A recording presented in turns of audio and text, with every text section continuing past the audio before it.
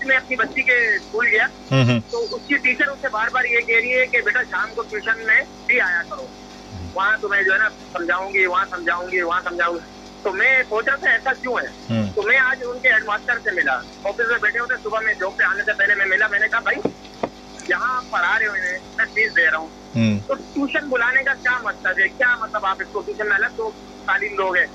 बोला नहीं ऐसा तो कुछ नहीं है। मैंने बोला आपकी जो टीचर है ना, जो KG1 की जो मेरी बच्ची पढ़ रही है, वो इसे बार बार ये कहती है कि आप वहाँ आके पढ़ो, तो उसकी फीस भी वो उतनी बता रही है जितना आप स्कूल में मैं पढ़ रहा हूँ।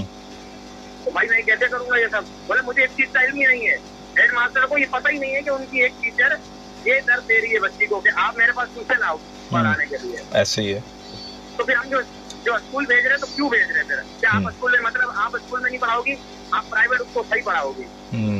बस ये तो है, क्वेश्चन मार्क तो है, इसमें कोई शक नहीं है जी।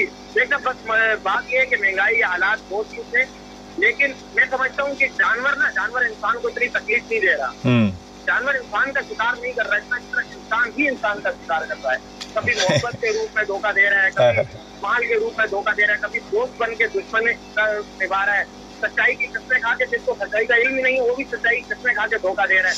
तो इंसान खुद इंसान का इतना बड़ा दुश्मन है। मैं बोलता हूँ जानवर ने इतना नुकसान नहीं पहुंचाया जितना हम लोग। ऐसे ही इंसानों को तो मुनाफिक कहा जाता है। जी बिल्कुल ठीक हो गया, बहुत शुक्रिया इरफान।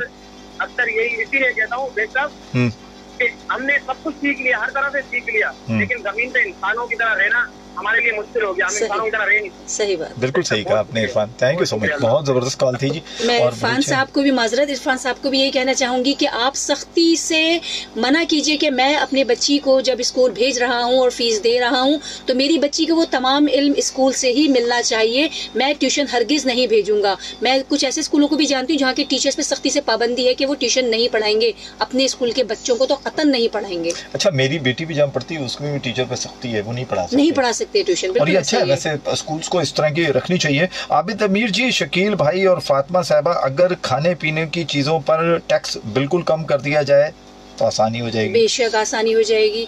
आप तो हर चीज पे हमसे टैक्स 10 बार